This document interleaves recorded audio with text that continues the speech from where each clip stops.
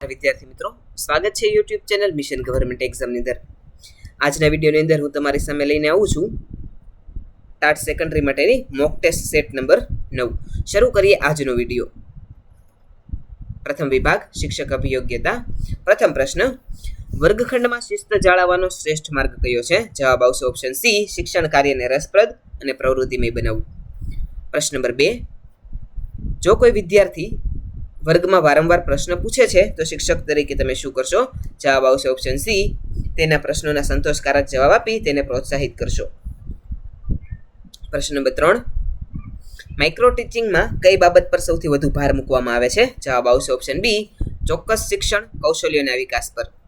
પ્રશ્ન નંબર 4, અસરકારક શિક્ષક બનવા માટે નીચેનામાંથી કયો ગુણ સૌથી અનિવાર્ય છે? જવાબ આવશે ઓપ્શન સી, વિદ્યાર્થીઓ પ્રત્યે સહાનુભૂતિ અને વિષય પ્રત્યે નિષ્ઠા. પ્રશ્ન નંબર 5, વર્ગખંડમાં પાઠની રજૂઆત કરતા પહેલા વિષયાભિમુખ કેમ કરવામાં આવે છે? જવાબ આવશે ઓપ્શન બી, વિદ્યાર્થીઓમાં જિજ્ઞાસા જગાડવા અને પૂર્વ જ્ઞાન સાથે જોડવા માટે. પ્રશ્ન નંબર 6, વિદ્યાર્થીઓમાં નૈતિક મૂલ્યોના વિકાસ માટે શિક્ષકે શું કરવું જોઈએ? તો જવાબ આવશે ઓપ્શન સી, પોતે આદર્શ વર્તન કરી રોલ મોડેલ બનવું જોઈએ. પ્રશ્ન નંબર 7, કયા પ્રકારના પ્રશ્નો વિદ્યાર્થીઓની સર્જનાત્મકતાને સૌથી વધુ ઉત્તેજન આપે છે? તો જવાબ આવશે ઓપ્શન સી, મુક્ત ઉત્તરી પ્રશ્નો. પ્રશ્ન નંબર 8, વર્ગખંડમાં નબળા વિદ્યાર્થીઓને મદદ કરવા માટે કઈ પદ્ધતિ શ્રેષ્ઠ છે? તો જવાબ આવશે ઓપ્શન બી, નિદાનાત્મક અને ઉપચારાત્મક શિક્ષણ કાર્ય. પ્રશ્ન નંબર 9, કેળવણી એ દ્વિમુખી પ્રક્રિયા છે તેમ કોણે કહ્યું હતું? જવાબ આવશે ઓપ્શન એ, એડમ્સે. પ્રશ્ન નંબર 10,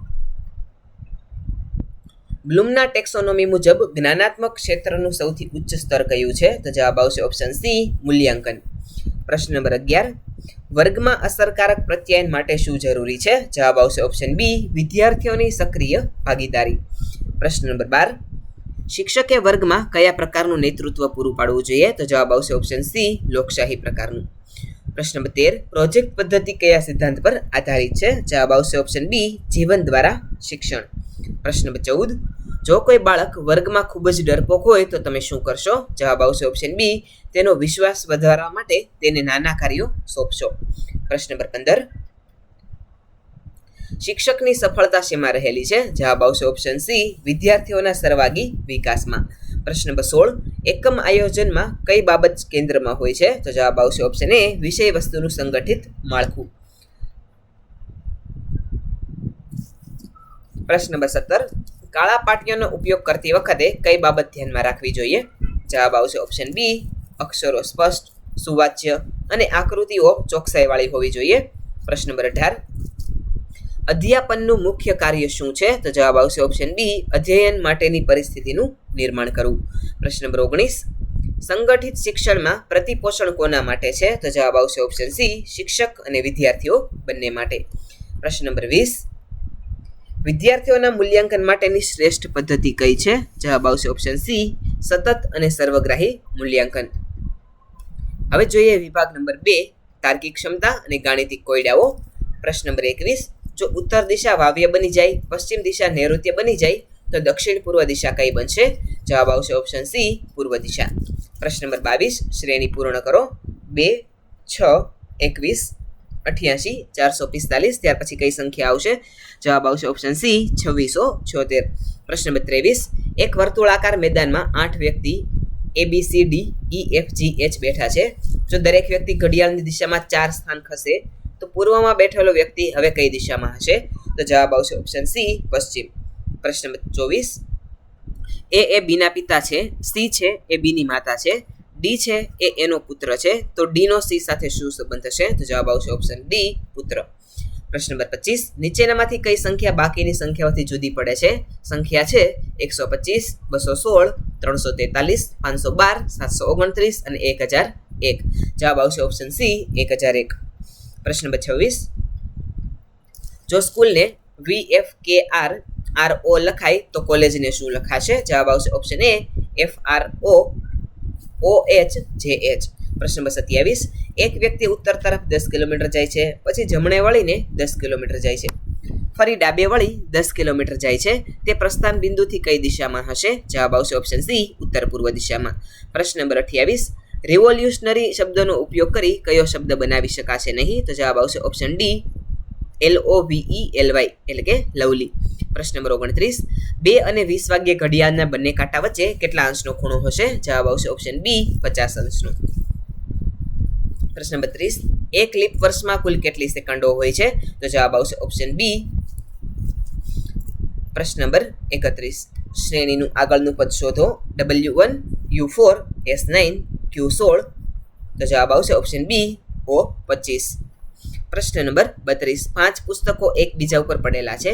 ગણિતનું પુસ્તક અંગ્રેજીની ઉપર છે, ગુજરાતીનું પુસ્તક વિજ્ઞાનની નીચે છે. જો અંગ્રેજીનું પુસ્તક હિન્દીની ઉપર હોય અને વિજ્ઞાન સૌથી નીચે હોય તો મધ્યમાં કયું પુસ્તક હશે? તો જવાબ આવશે ઓપ્શન સી, અંગ્રેજી. પ્રશ્ન નંબર 33, સંબંધ શોધો. 6:222 થતું હોય તો 7 કેટલા થશે? તો જવાબ આવશે ઓપ્શન બી, 350. પ્રશ્ન નંબર 34, 400 અને 500 ની વચ્ચે કેટલી પૂર્ણ વર્ગ સંખ્યાઓ આવે? તો જવાબ આવશે ઓપ્શન બી, 2. પ્રશ્ન નંબર 35, જો ગઈકાલના 3 દિવસ પહેલા બુધવાર હોય તો આવતીકાલના 2 દિવસ પછી કયો વાર હશે? તો જવાબ આવશે ઓપ્શન ડી, મંગળવાર. હવે જોઈએ વિભાગ નંબર 3, અંગ્રેજી ભાષા. Antonym of sober. તો સોબરનું એન્ટોનિમ થશે ઓપ્શન બી, ડ્રંક. પ્રશ્ન number 37, word with no prefix. તો જવાબ આવશે ઓપ્શન બી, અંડર. પ્રશ્ન નંબર 38, ઓડ પેર. તો જવાબ આવશે ઓપ્શન સી, ગોટ, કાફ. પ્રશ્ન number 39, order of the events. તો અહીંયા સેન્ટેન્સ છે, fire brigade arrived, short circuit happen, fire broke out, people ran out. જવાબ આવશે ઓપ્શન એ. પ્રશ્ન number 40, meaning of in a nutshell. તો જવાબ આવશે ઓપ્શન બી, ઇન બ્રીફ. પ્રશ્ન નંબર 41, હી ઇઝ ગુડ ખાલી જગ્યા મેથેમેટિક્સ. જવાબ આવશે ઓપ્શન બી, 8. પ્રશ્ન નંબર 42, વર્ક ફાસ્ટ ખાલી જગ્યા યુ વિલ બી લેટ. જવાબ આવશે ઓપ્શન બી, ઓર. પ્રશ્ન નંબર 43, આયરન ઇઝ ખાલી જગ્યા ધેન ગોલ્ડ. જવાબ આવશે ઓપ્શન બી, હેવિયર. પ્રશ્ન નંબર 44, સિનોમિન ઓફ ઓથેન્ટિક. તો જવાબ આવશે ઓપ્શન બી, જેન્યુઅન. પ્રશ્ન નંબર 45, complete the sentence bird of a feather ખાલી જગ્યા ટુગેધર. તો જવાબ આવશે ઓપ્શન બી, ફ્લોક. પ્રશ્ન નંબર 46, કરેક્ટ સ્પેલિંગ. જવાબ આવશે ઓપ્શન એ, રિસીવ એ સાચો સ્પેલિંગ છે. પ્રશ્ન નંબર 47, નાઉન ફોર્મ ઓફ ડીપ. તો ડીપનું નાઉન થશે ઓપ્શન બી, ડેપ્થ. પ્રશ્ન નંબર 48, આઈ એમ યુઝડ ખાલી જગ્યા હાર્ડ વર્ક. જવાબ આવશે ઓપ્શન બી, 2. પ્રશ્ન નંબર 49, ધીસ ઇઝ ખાલી જગ્યા યુનિક કેસ. તો જવાબ આવશે ઓપ્શન બી, અ. પ્રશ્ન નંબર 50, 10 માઇલ્સ ખાલી જગ્યા અ લોંગ ડિસ્ટન્સ. જવાબ આવશે ઓપ્શન બી, ઇઝ. પ્રશ્ન નંબર 51 અને વિભાગ નંબર 4, ગુજરાતી વ્યાકરણ અને સાહિત્ય. પ્રશ્ન નંબર 51, તમે ક્યારે આવશો વાક્યમાં તમે કયું સર્વનામ છે? જવાબ આવશે ઓપ્શન બી, પુરુષવાચક સર્વનામ. પ્રશ્ન નંબર 52, રમેશે ચા પીધી આ વાક્યનું ભાવે પ્રયોગ કેવું થાય? જવાબ આવશે ઓપ્શન સી, રમેશથી ચા પીવાય. પ્રશ્ન નંબર 53, કૃદંત ઓળખાવો. રામ વનમાં જનાર છે. જવાબ આવશે ઓપ્શન સી, ભવિષ્ય કૃદંત. પ્રશ્ન નંબર 54, કાવ્ય પ્રકાશના રચયિતા કોણ છે? જવાબ આવશે ઓપ્શન બી, મમ્મટ. પ્રશ્ન નંબર 55, પવન શબ્દનો પર્યાય કયો નથી? જવાબ આવશે ઓપ્શન સી, અનલ. પ્રશ્ન નંબર 56, સાચી જોડણી કઈ છે? તો જવાબ આવશે ઓપ્શન એ, જિજ્ઞાસા. પ્રશ્ન નંબર 57, વૃક્ષ પર પંખી છે પર કયા કારકનો નિર્દેશ કરે છે? તો જવાબ આવશે ઓપ્શન બી, અધિકરણ. પ્રશ્ન નંબર 58, લેખક વિશેનું લખાણ એટલે કયો પ્રકાર? તો જવાબ આવશે ઓપ્શન સી, ચરિત્રાત્મક. પ્રશ્ન નંબર 59, સાંજ સવાર કયો સમાસ છે? જવાબ આવશે ઓપ્શન એ, દ્વંદ્વ સમાસ. પ્રશ્ન નંબર 60, પરિમાણવાચક વિશેષણ શોધો. જવાબ આવશે ઓપ્શન બી, ખૂબ.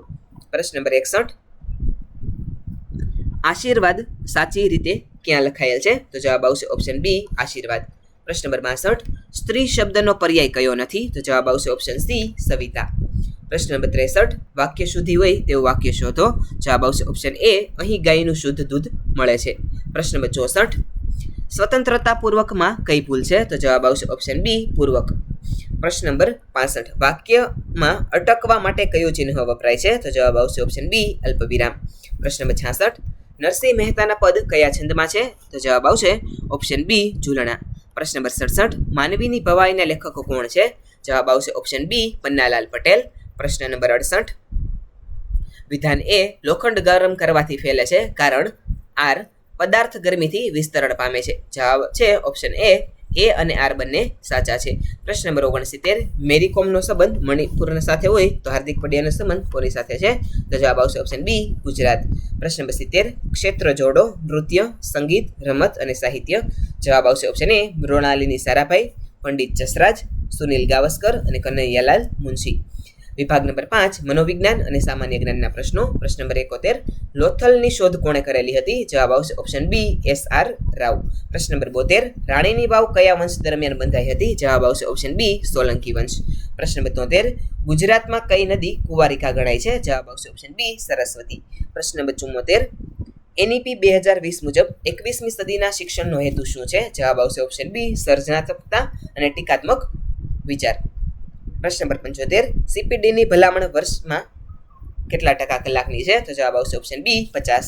પ્રશ્ન નંબર 76, દીક્ષા પોર્ટલ પર શું ઉપલબ્ધ છે? તો જવાબ આવશે ઓપ્શન બી, QR કોડેડ પાઠ્યપુસ્તકો અને ડિજિટલ સામગ્રી.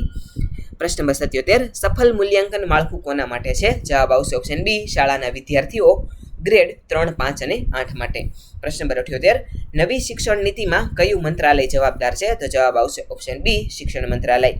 પ્રશ્ન નંબર 79, નેશનલ રિસર્ચ ફાઉન્ડેશનનું ઉદ્દેશ્ય શું છે? જવાબ આવશે ઓપ્શન બી, સંશોધન સંસ્કૃતિને પ્રોત્સાહન. પ્રશ્ન નંબર 80, ફ્લિપ્ડ ક્લાસરૂમમાં લર્નિંગ કેવું હોય છે? તો જવાબ આવશે ઓપ્શન બી, વિદ્યાર્થી કેન્દ્રી. પ્રશ્ન નંબર 81, વિકાસની પ્રક્રિયા ક્યારથી શરૂ થાય છે? જવાબ આવશે ઓપ્શન બી, ગર્ભાવસ્થાથી. પ્રશ્ન નંબર 82, કારક અભિસંધાન કોણે આપેલું છે? જવાબ આવશે ઓપ્શન બી, સ્કિનર. પ્રશ્ન નંબર 83, પિયાજેના મતે 2 થી 7 વર્ષનો બાળક કયા તબક્કામાં હોય છે? તો જવાબ આવશે ઓપ્શન બી, પૂર્વ ક્રિયાત્મક.